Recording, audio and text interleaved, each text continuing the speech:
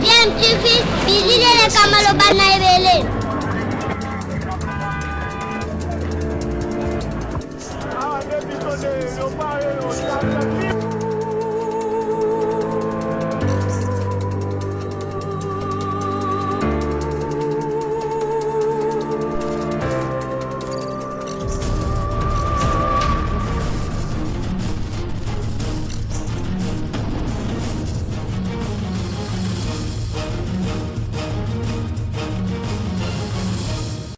tu veux toujours un enfant. Merci d'avoir répondu à notre invitation. C'est vrai que c'est pas facile pour l'instant, en cette période difficile un peu. Oh, c'est pas très facile, non seulement facile en termes de moments compliqués et difficiles, mais également pour nous de la presse écrite, se réveiller très tôt, c'est un calvaire. C'est un calvaire, mais parce que nous aimons notre population, nous voulons quand même contribuer à son édification, nous sommes obligés, et surtout quand vous recevez l'invitation de Doudou Motiri, il peut vous appeler 10 fois à partir de 6h jusqu'à 9h. Même quand vous êtes déjà à la porte ici, il vous appelle. Donc ça devient pratiquement aussi du harcèlement en fait. Ça c'est un harcèlement sérieusement. Bon, ça c'est un harcèlement médiatique. Médiatique, tout à fait. C'est pas un crime. Non, c'est pas un crime. Grand merci, on devait être avec Maître Katobos, il est l'avocat de Vital Caméré. Malheureusement, on a connu un contretemps de dernière minute, je crois que c'est partie remise. Il va donner un peu plus d'éclairage sur l'état de la situation de son client, le directeur de cabinet du chef de l'État Vital Caméré, qui a passé, je rappelle, sa deuxième nuit à la prison de Makala. Vous savez, il a été auditionné à l'office du parquet général de la République près la cour d'appel de Kinshasa Matete au sujet justement de fonds alloués aux travaux d'urgence, notamment le programme des 100 jours du chef de l'État. Des indices sérieux, notamment de corruption, de terrorisme, de fonds ont été relevés à sa charge. Il est en détention préventive à la prison de Makala. En même temps également, hier, le directeur général de Foner, lui aussi, Fulgence Mabar aussi, est également conduit à Makala. C'est une vague d'interpellations, et cela dans la vaste campagne également de lutte contre l'impunité, contre la corruption, le détournement des deniers publics. C'est dans ces lots qu'on va essayer d'analyser ces différentes actions posées par la justice congolaise. C'est vrai qu'on avait déploré à un moment donné l'image que la justice congolaise donnait par rapport à ces actions. Maintenant, en tout cas, le procureur, le parquet commence donc à interpeller ceux qui étaient hier considérés comme des intouchables.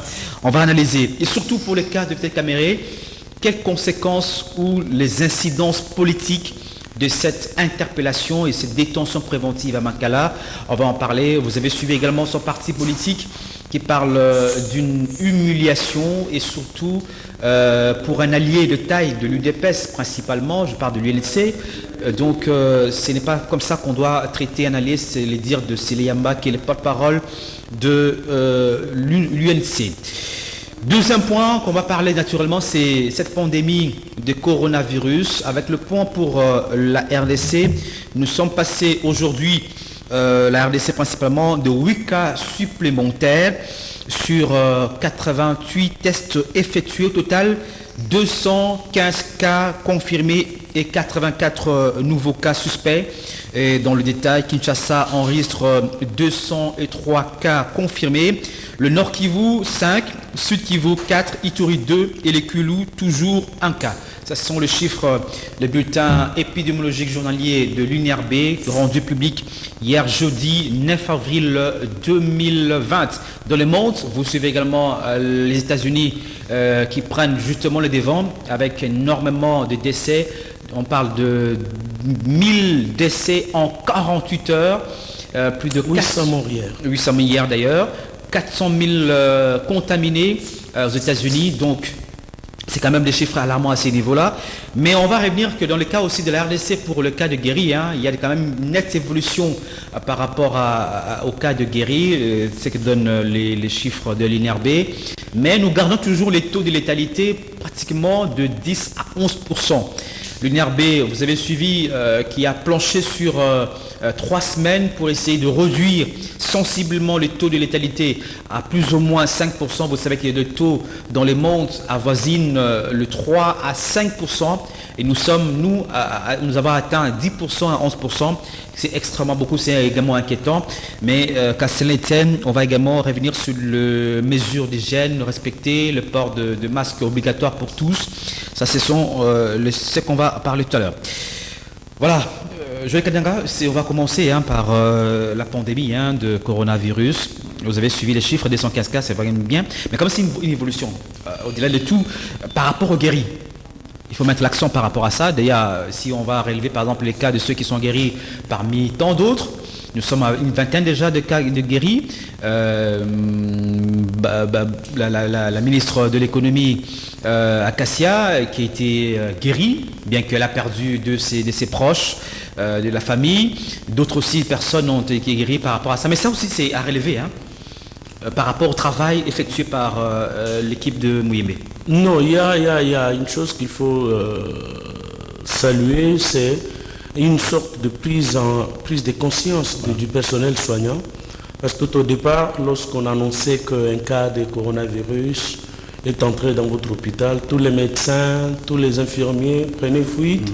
Donc c'était... Et puis nous rappelons aujourd'hui, c'est 1 mois depuis la détection de tout premier cas. Tout à fait. Voilà. Nous sommes à 1 mois et le 10 avril. Vous allez vous rappeler que c'était Kiosque qui avait annoncé d'ailleurs, qui était la première émission, qui avait traité, qui avait analysé du cas qui était interné à l'hôpital de l'amitié sino-congolaise, même si par la suite il y a eu une dame qui est passée voir Dodo Mountir pour lui dire que ce que Joël avait dit n'était pas vrai, l'homme n'était pas là-bas, mais plus tard vous avez compris qu'un journaliste, la capacité, la force d'un journaliste, ce sont ses sources d'information.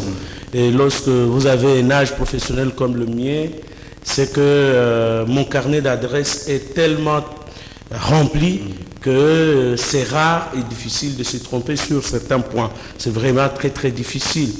Et donc il y a lieu quand même de saluer, parce qu'au départ, dans la communication du ministre ethnique que vous avez reçu sur ce plateau, on ne s'est limité qu'à nous donner les cas de contaminés et les cas de morts. Donc c'était plus des décomptes macabres en fait. C'était pratiquement un décompte funèbre. On ne nous disait pas que les gens étaient guéris. Mais il reste une seule chose, Michel, c'est lorsque on ne communique pas le protocole.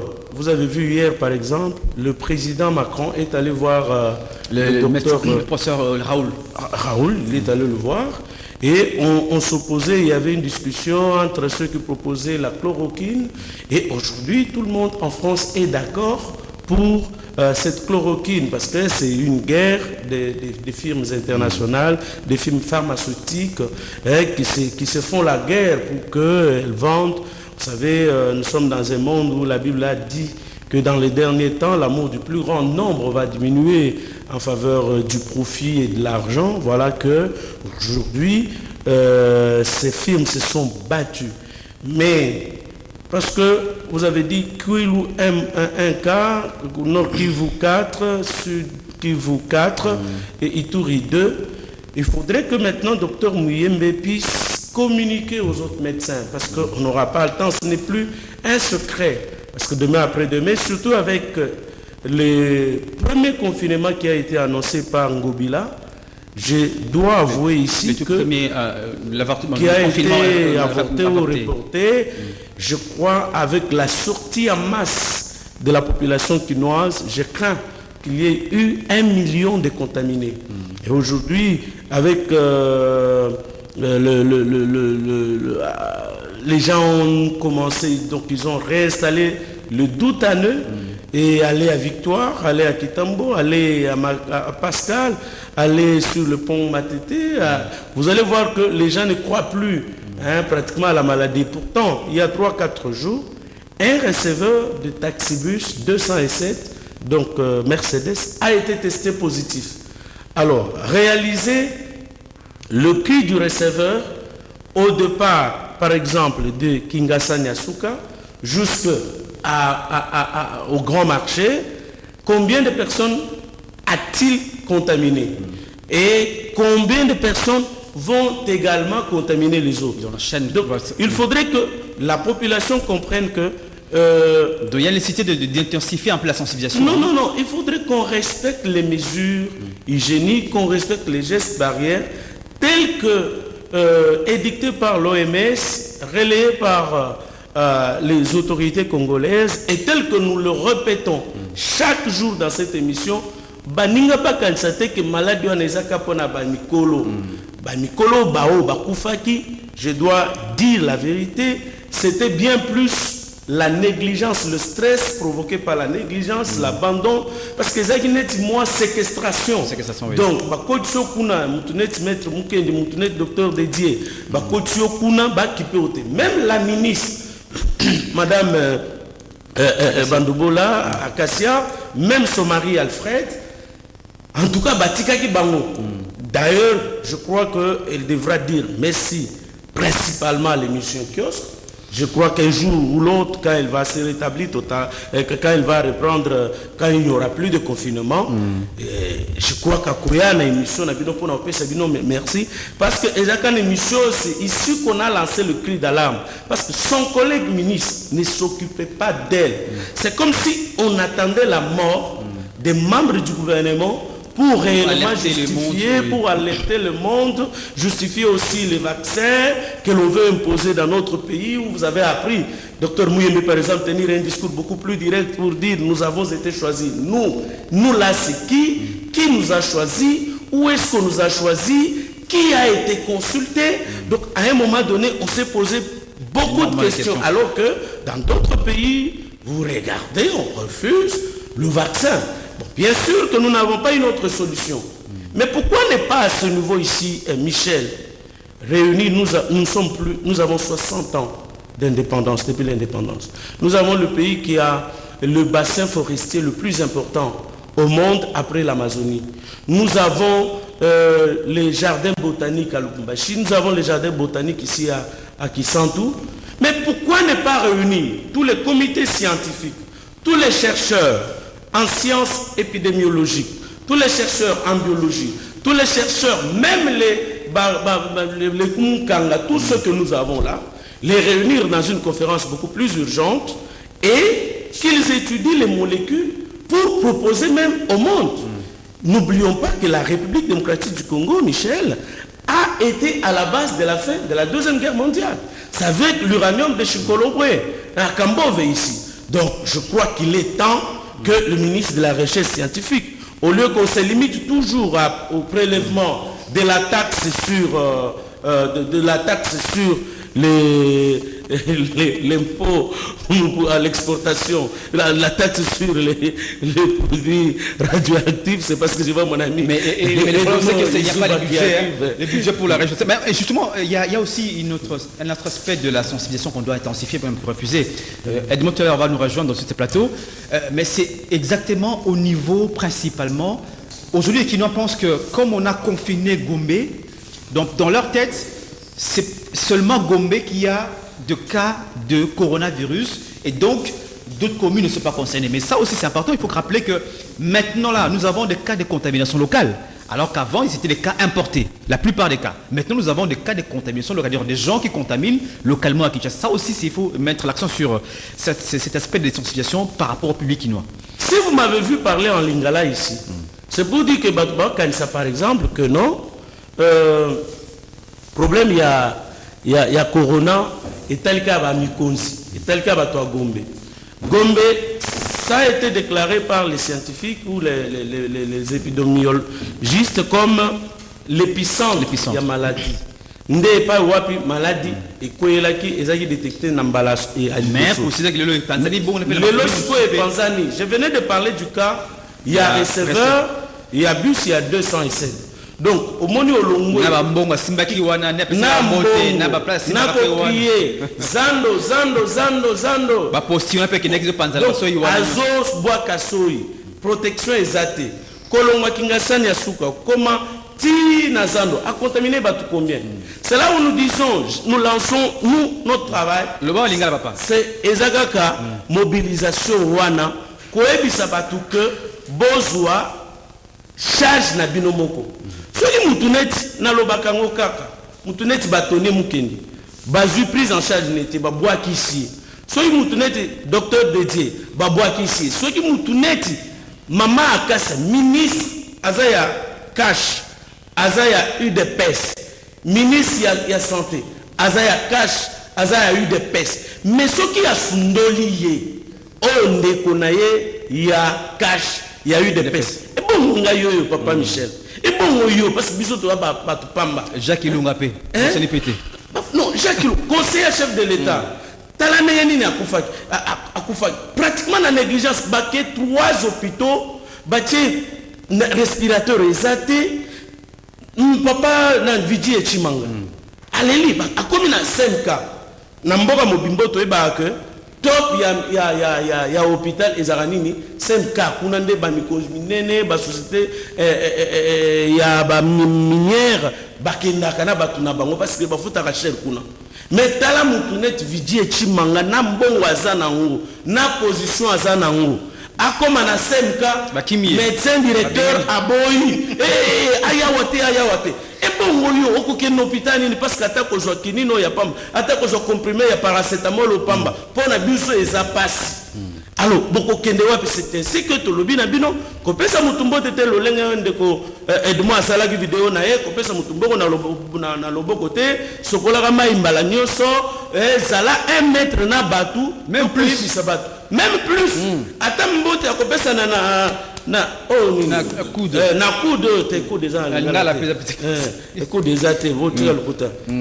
coude kongi bwana nini na ngai donc na coude donc moyen ata coude to pesa en lisute so côté na bureau fongola poignée na nani so ko fongoli mutuka na nini mekana mu gel hydroalcoolique pour ko désinfecter surtout atabo au côté na taxi ata au côté na taxi papa maman yebisa chauffeur yo moko fongola parce que bateau penza baza exposer makasi za ba chauffeur za ba receveur za ba ndeko na biso va démontrer que ba taxi bus on peut ça va vecteur il y a propagation il y a virus voilà Ndeko Edmond bonjour d'abord d'être venu on est en plein sensibilisation par rapport au coronavirus ça c'est aussi important je crois que c'est mieux de parler en lingala parce que les gens ne comprennent pas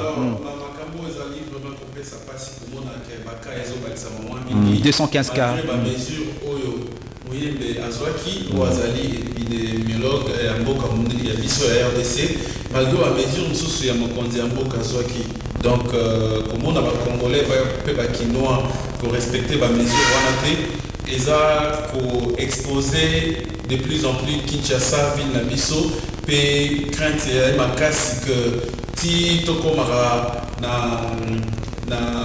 mi-avril, toko 500. Donc il faut tout ça là tout ça angélé maladie oyo ezali koboma batangeli biso bakonzi ya minene bakufi pe bakonzi ya minene misusu pe ba mboka misusu ya libanda prise en charge même libanda pe balobi eza ya malonga te donc meilleure prévention ezali kaka protection donc il faut qu'on respecte ba règle hygiène oyo ba bengi ba geste barrière soki olingi otousse na coude osali yango awa soki olingi outi kosala bacourse osokoli maboko na yo na savon ou bien otie putulu ya makala soki savon eza te soki ozali pe na gel désinfectant ekozala malamu otambolaka na yango place nyonso ozali pe manière mosusu ya kopanza épidémie te ou ya kozwa yango te ezali ke soki bozali en public c'est-à-dire bozali 4 ou 5 ozwi masque na yo olati masque wana bato ebele baza na makoki te mpona kosomba yango moni bato ebele bazosala recours na maputa ata yo moko kosala yango okati na tissu bien que ekoétouffe yo pendant un temps qu'on permettre yo soki oza en public okangi yango pendant 30 minutes et puis après olongo oli obwaki ou bien osali yango ata na papier mouchoir nde na omona bandeko basalaka na balibane bazosala ozwi baélastique okangi pembeni na graphèse et puis olati yango kaka bongo l'essentiel ezali kaka o protéger zolo na munoko na yo pour épidémie eza ba partie o eza ko attaquer pe kosokola maboko pourquoi parce que ce qui épidémie ezio na maboko et que par imprudence aussi Mbiata Misu et Koko Tayo donc et ça passi. Donc a prise en charge sanitaire malongé zate ndeko Tommy Batela. Voilà, merci Tommy Batela. Merci pour le message bandeko. Tous insisté mingi parce que la poste na bino, la poste la biso dans un important. Tous a tout ça tous ba risque billet tout ça. On ta kolonga ko bimi au comité na plateau boy ils pas battre parce que tous la tête comme la côté où il y a retard ba kola mboka bingi zaki ba Italie wana lelo ba kotanga ba kufa.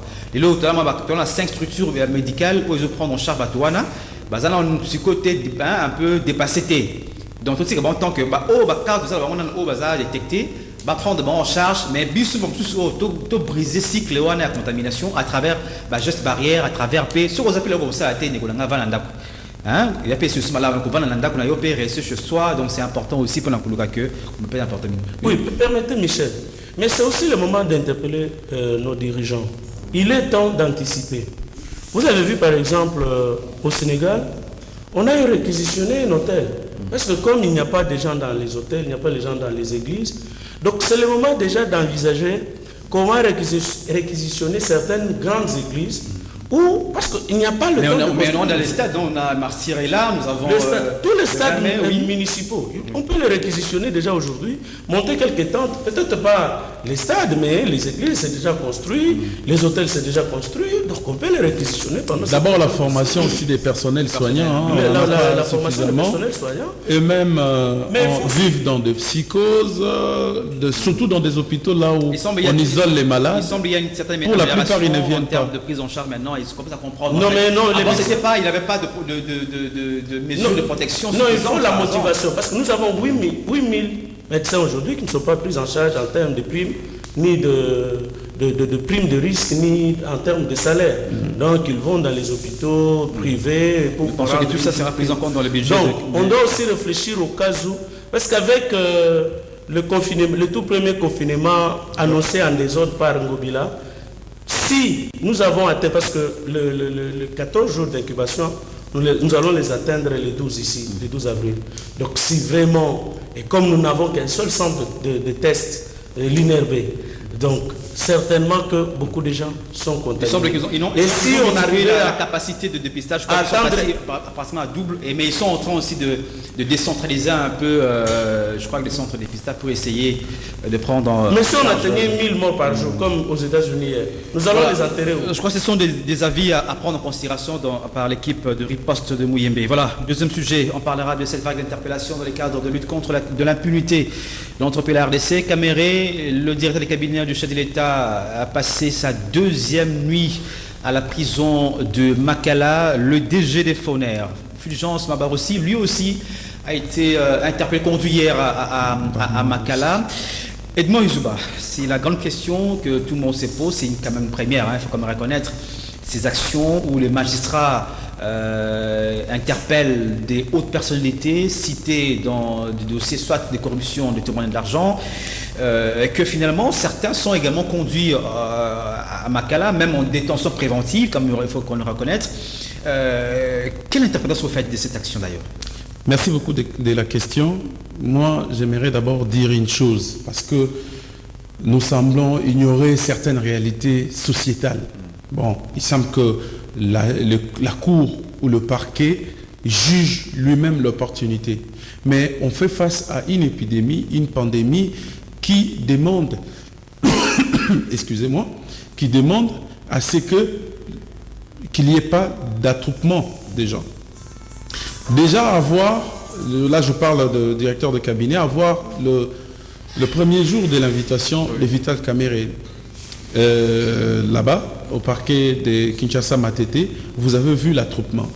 C'est un leader, vous le convoquez, vous créez de l'émoi auprès de ces militants. C'est comme si aujourd'hui vous invitez Franck Diongo et vous lui demandez de faire un appel pour que ces militants ne viennent pas. Même si l'appel a été fait, je suis convaincu que les militants viendront. Je suis déçu de voir vraiment que cela se passe pendant cette période. Et hier, à Bukavu, il y a eu des scènes, des troubles. Aujourd'hui, ce matin, c'est encore à Goma. Donc ça donne une image comme si le virus Corona n'existait pas. Hein? Donc c'est un jeu. Même les magistrats n'ont pas peur parce que à entendre même l'avocat conseil des Camérés, ils étaient dans un petit bureau, pourtant ils ont demandé d'être un peu espacés, vu qu'il y a l'épidémie. Mais le magistrat instructeur a refusé, il les a menés dans un petit bureau là. Ils étaient à 3, plus Caméré 4, et lui-même, les magistrats, ça faisait 5. Donc, même les magistrats, j'imagine, s'est exposé à ces risques-là. Deuxièmement, j'ai dit, interpeller Vital Caméré, c'est bon. La dernière fois quand je suis passé ici, j'ai dit, Vital Caméré, vous le convoquez même par un OPJ. Il va comparaître, nous l'avons vu.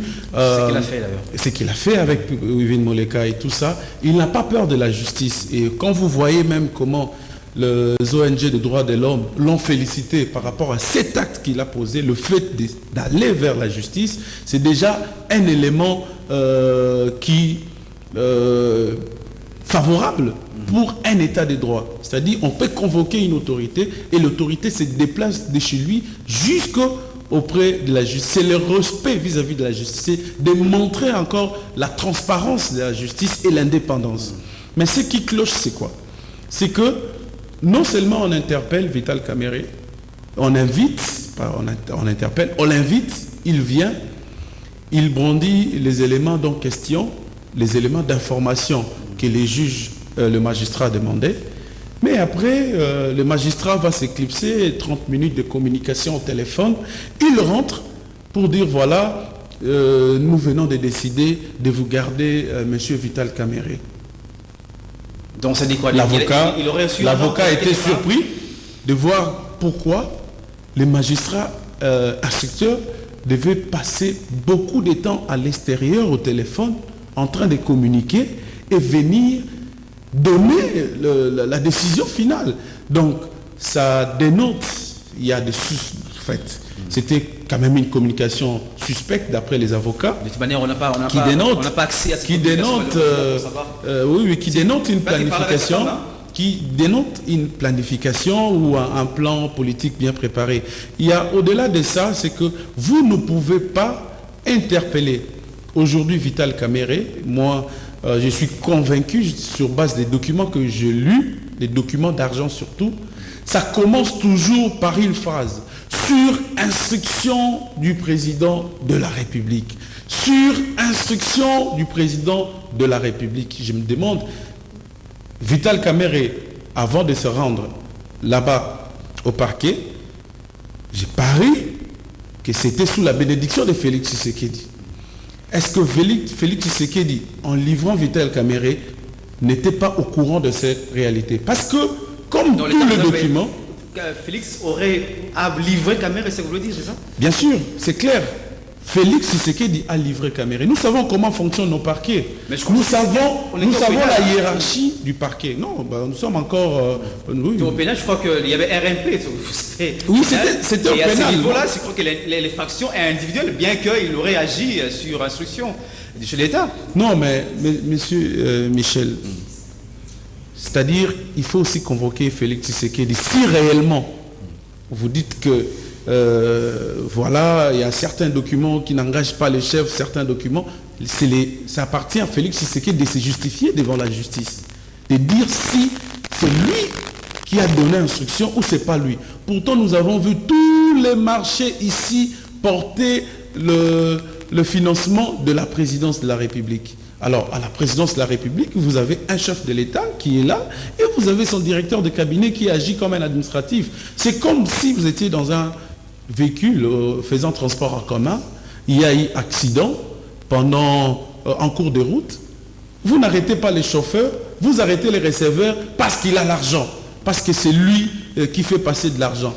Moi, je pense qu'un policier qui aurait agi de cette manière-là, c'est un policier voleur. Donc, c'est un policier voleur. Un vrai policier commence d'abord par interpeller le chauffeur avant même d'arriver au receveur, même si c'était le receveur qui a poussé le chauffeur à commettre cet accident. Donc j'estime qu'à ce niveau, le président de la République l'a livré et ça se disait bien avant par les militants de l'UDPS, voire la fête qui a été organisée.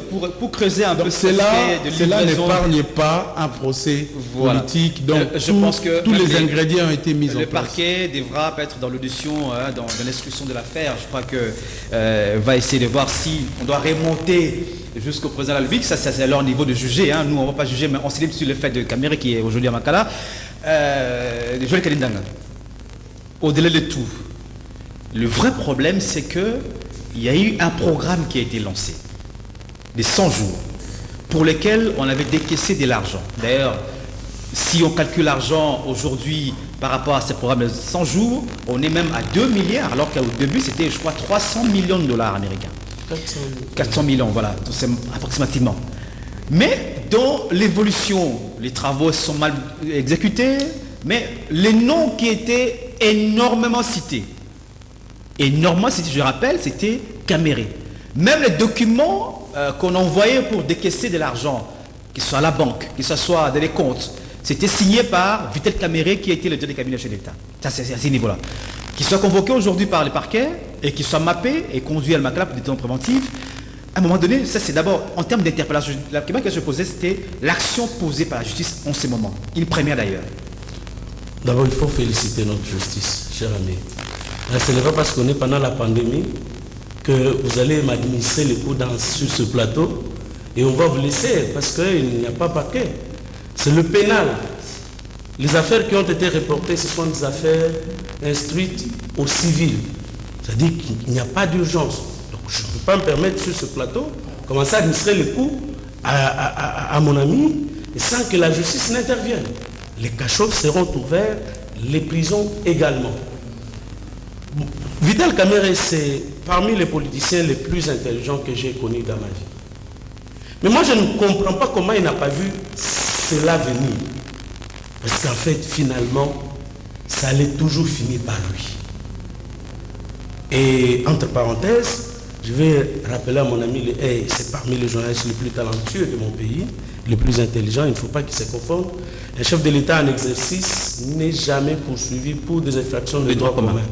Donc c'est seulement pour la haute trahison qu'il peut être déféré devant la justice sur la saisine de deux chambres du Parlement. Réunion en congrès. Et donc, réunion en congrès. Et donc, revenons à la chose. Moi, je ne comprends pas comment Vital n'a pas vu ça venir.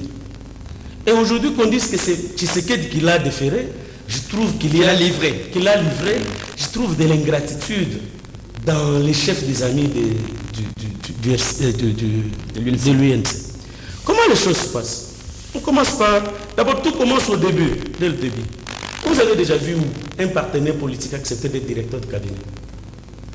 Déjà, ça se sentait que l'homme visait autre chose. Et depuis que Vital Caméré est directeur de cabinet, il ne se comporte pas en administratif. Vital Caméré s'est comporté en vice-président de la République. Vous allez voir qu'on place la Jeep de Tshisekedi devant, sa Jeep doit suivre. Tshisekedi, le président de la République, est déjà entré dans sa Jeep. Vous allez voir Caméré venir, commencer à faire des sites. Et comme la communication, il a amené là-bas que ces gens à lui, on va lui braquer les caméras, tout simplement pour montrer que c'est lui le coach. Et quand il descend, les membres de l'UNC, coach, il benge coach. Donc c'était pour ridiculiser Tshisekedi. Vous allez le voir, on baisse la vie du président. Mais je me disais, mais le protocole, c'est quoi? Il inspire le programme des 100 jours. Et c'est là où il y a eu des problèmes. On commence d'abord l'affaire de 15 millions. Tshisekedi le protège. Dans tous les médias du monde, il dit, il a ma confiance. Il défend même ça, juste même à commettre une bavure pour dire qu'il s'est agi de rétrocommission, c'est normal, tout ça. C'est légal. Vous vous rendez un peu compte. Quel degré de protection a-t-il assuré? Dans ce pays, nous avons connu Évariste Bochard. Il a été soupçonné d'avoir détourné 32 millions. De la SNEL. Par honneur, par respect pour sa dignité, pour sa réputation. Il a démissionné, il s'est mis à l'écart. Et plus tard, il a été récupéré comme président de l'Assemblée nationale. Il a été récupéré comme vice-premier ministre. Donc, il y a un moment où il faut reculer quand on tire trop sur vous. Il y a eu aussi Béassikou aussi. Hein. Il y a eu aussi Béassikou. Mais non, Vital a résisté. Il n'a pas voulu démissionner. Et pendant ce temps, il engage ses poulains sur terrain pour tirer sur l'UDPS, pour tirer sur Kaboun, pour tirer sur Kabouya, pour tirer sur Tshisekedi. Et il va sortir même une circulaire qu'il va antidater pour dire que non, on ne peut pas dépenser 50 000 $ à la présidence de la République sans que le président n'en soit au courant. Tout simplement pour couler Félix Tshisekedi. Et on avait déjà compris tous ces jeux-là, que c'est en prévision des échéances de 2023. Alors, est-ce que c'est le procureur? Donc là, apparemment, Joël, apparemment vous confirmez la thèse évoquée tout à l'heure de Edmond, qu'il y avait un complot et que Vital Kamerhe gênait Félix Tshisekedi. Naturellement. Non, lorsque vous évoquez le fait qu'il est fait l'ombrage, il était le président ça je le dis. Non, justement. Ça, ce sont les faits. Non, c'était pour répondre qu'il ne s'est pas agi d'une livraison de Vital Kamerhe par Félix Tshisekedi. Voilà pourquoi Félix l'a livré. Mais non, il ne l'a pas livré. Félix, dans le cas Yuma, vous vous rappellerez que il y a eu même, comment il s'appelle, Chadar, qui a menacé de paralyser les institutions.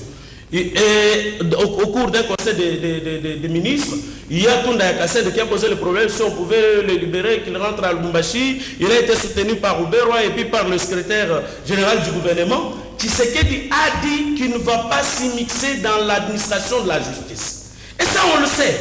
Mais quand on a commencé à citer, il y a eu Blackner qui est passé, c'est un Américain, qui est passé, qui a été entendu, qui a donné le secret comment les choses se sont déroulées.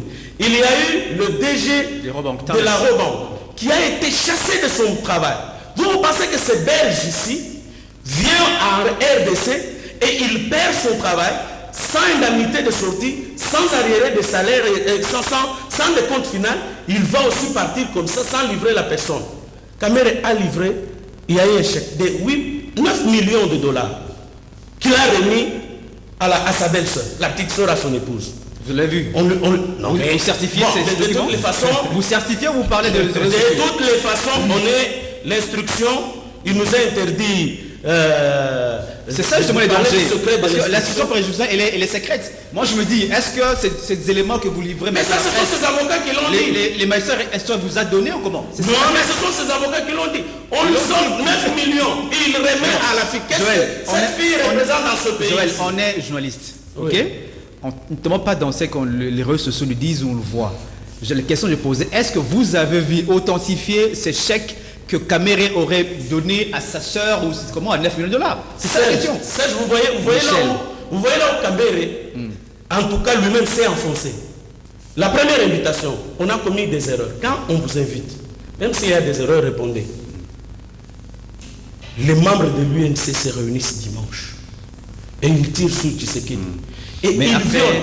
Et l'article il a appelé à l'apaisement. 97, s'il vous plaît. Oui. Et l'article 97, parce que quand vous êtes membre du gouvernement, les fonctions des membres du gouvernement sont incompatibles avec les responsabilités au sein d'un parti politique. Mais après quand même il avait appelé à l'apaisement. Makelele, Touma John, le VPM Mayo, Kamba Lebili, tous les ministres ont signé violant la Constitution. Edmond. Et c'est là où j'ai compris que non, cette histoire, Kamerhe a trempé. Voilà. Bon, en fait, moi je comprends plus ou moins maintenant que vous avez voulu. Non, un conseiller du chef de l'État, pour ne pas le citer, mon ami Dr Sélé, est-ce que vraiment, par éthique, par essence, est-ce qu'il peut intervenir dans cette histoire? Parce qu'il n'est pas conseiller de Kamerhe, il est conseiller du président de la République. Bon, de toute façon, c'est un problème judiciaire, mais il ne faut pas refuser à son parti politique de réagir politiquement. Non. Vous savez, il y a une chose.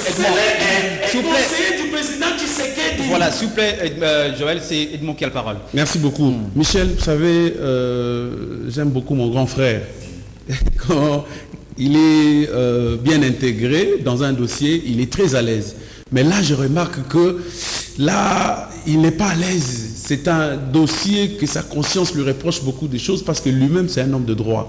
Quand vous lisez l'ordonnance numéro 08/03 du 31 mars portant organisation et fonctionnement du cabinet du président de la République, vous allez remarquer qu'un directeur de cabinet n'agit pas il propose. Dans tout ce qu'il fait, il reçoit des instructions, il reçoit des injonctions de son chef et tout le monde peut aller visiter les documents. Et là, il a 10 attributions. Je peux vous les lire. Nulle part, on l'établit comme autorité budgétaire de la présidence de la République. De deux, Vital Kamerhe, vous condamnez le fait que ces poulains de l'UNC les soutenus ou dans une déclaration, il y a des ministres, je condamne, parce qu'ils ont violé la loi. Mais quand Chadar, il a fait, quand on voulait, parce que Yuma, jusqu'aujourd'hui, il est en résidence surveillée, on ne comprend même pas, des fois, il est à Kingakati, il fait même des déclarations, il assiste même dans des déclarations politiques, et on ne fait rien pour Yuma. Pourtant, il y a des soupçons graves de corruption, l'argent versé dans un compte privé d'un individu, j'ai dit sanctionné par les Américains, qui empruntent de l'argent à la GECAMIN. Là, on n'en parle pas. Quand Chadar va faire une déclaration qui va déstabiliser les pays, et derrière lui, il y a même Janine Mabunda, on ne dit rien. On ne va voir que l'UNC. Kouloutou Mouzé Joël Kadé vient de dévoiler ici un plan qui a été déjà préparé. Ceux qui ont commencé à faire des déclarations, bien sûr, non seulement il fait ombrage au cabinet, mais aussi parce que tout le monde sait au sein de l'UDPS que Kamerhe sera le candidat de cash en 2023. D'où il faut déjà commencer. Absolument. Mais qu'il y ait il faut déjà commencer d'embûches judiciaires maintenant pour le fragiliser et pour mieux le ridiculiser. Vous l'invitez devant le barreau, il vient, il comparaît, et puis après vous l'amenez le même jour. Pourtant, il y a Yuma qui a pris 200 millions, la moitié du programme d'urgence de 100 jours. Mais vous les laissez en toute liberté en errance. Ça veut dire quoi? Si aujourd'hui Félix ne comprend pas que parmi ces piliers, il y a deux, il y a de ce côté Joseph Kabila et de l'autre côté Vital Kamerhe, il fragilise Vital, il va rester avec Kabila. Parce que j'attends déjà les autres avancer la thèse de l'AFDC. Peut-être que pour gagner encore les Kivu, il ira vers l'AFDC. Mais ce qui est là, c'est que vous devez savoir. Donc apparemment ici, il y a rupture entre Vital Kamerhe qui va comparaître tout à l'heure là en confrontation avec les gens. Parce qu'on a brandi un chèque, on dit non, voilà, il a dit, mais personne ne montre ces chèques. Et puis les chèques, quand on les livre à une personne, on retire l'argent et puis on déchire les chèques. Donc je ne sais pas quand est-ce que le magistrat est allé prendre un chèque en entier pour le présenter devant Kamerhe et dire tout ça. Donc c'est grave que même la famille de Kamerhe soit l'objet d'interrogation devant le procureur. Donc on mêle même sa famille, on le pose des questions sur son épouse, on le pose des questions sur ses enfants. Ce qui est grave, c'est que on l'amène le même jour à Makala et on l'humilie. On le place dans un pavillon de 16 personnes, sans climatisation, je vous dis, sans climatisation, des photos nous montraient. C'était publié par les membres de l'UDPS et l'information selon laquelle le parquet, le magistrat instructeur aurait brandi un chèque, c'est Kaboun qui l'a publié dans son 28e. Bon, de toute manière, c'était un plan préparé, voilà. On a compris. Bon, c'est un acteur politique. Mais on ne doit pas occulter le fait qu'il est important qu'aujourd'hui, tous ceux qui détournent l'argent de l'État, l'argent du peuple congolais, plus 50%. C'est un effort important que nous devons tous encourager lorsqu'il faut le faire. Bonjour kiosque, Tomoni honorable Zakari Bababa Sue. Azotanga ba kombo ya ba DG Misusu, ya ba entreprise pona makambo ya 100 jours. Ye azui ba information wana wapi. Boende parquet etindelié kotanga ba kombo wana, kotanga kombo wana, Zakari azalaka lisusu na mosala ya kosala te. À Komaka Kabilo, Loba, la télévision, c'est John Mososo, c'est depuis Lingwala. C'est ça aussi le problème. J'ai vu même Zakari citer le nom de DG de Sonas, Lucien Okofu. Or, est-ce que Zakari sait que dans les 100 jours, la Sonas n'est même pas concernée? Alors, la question se pose, est-ce que le magistrat instructeur, parce que nous sommes dans une phase pré-juridictionnelle, l'instruction elle est secrète, comment Zakari Bababa a pu avoir ces informations, les noms de ces gens qui citent dans les réseaux sociaux? Et c'est ça, c'est important. On doit rappeler, c'est là aussi il faut voir les choses clairement. Les magistrats doivent appuyer. Non, aujourd'hui, les informations passent d'abord par l'UDPS. C'est l'UDPS qui livre les informations officielles sur la place publique. Le pavillon 8 où est logé le président Vital Kamerhe venait d'être habité par Jamal Kamil, qui est aussi là-bas, les Libanais. Donc c'est le pavillon VIP. Donc il y a le pavillon 1 et le pavillon 2. Là-bas, il n'y a qu'une seule personne dans une cellule. Vous vous rappelez le colonel Samba, quand nous allions le voir, exactement. Ouais. Donc, donc ce n'est pas une humiliation. Je lui ai répondu dans un forum. Une personne dans une cellule. Oui, dans une cellule. Moi j'ai visité ça hier. Non, mais c'est là où était Kumbo. Mais vous parlez de ça, vous confondez les pavillons 7 et le pavillon 8. Oui, c'est à 16 personnes. Oui, c'est 16 personnes, il y a 4 lits en étage. Il semble que lui-même a refusé d'aller aussi dans le VIP, ça aussi c'est ce problème. Oui, mais parce qu'on a mené des démarches, on a refusé, alors qu'est-ce que vous voulez? Donc les avocats vont poser le problème tout à l'heure parce qu'il y a confrontation, non mais réhabiliter. Les millions qu'il a dépensé, qu'il a détourné, là, pour contribuer à construire des bonnes prisons. Voilà, nous sommes à la fin de l'émission. Grand merci à Edmond Ezouba merci beaucoup. Merci Edmond Ezouba, merci à Joël Kadendanga pour ce débat contradictoire. C'était pour la République, c'était un débat républicain. Merci à vous tous deux. Un grand merci à toute l'équipe qui m'a aidé à vous présenter cette émission. Doudou Montiri, Moro Njambé, Aleka Bongo, le DT, hein, il est là aussi. Il est toujours là. Karim Bébé, n'ai pas oublié, hein. C'est lui qui nous a aidés avec son groupe électrogène. Que Dieu te bénisse. Et que Allah te bénisse aussi, que le Dieu de Néma te bénisse aussi. Et que le Dieu du prophète Konde aussi puisse te bénir. Voilà. Au revoir et à très bientôt.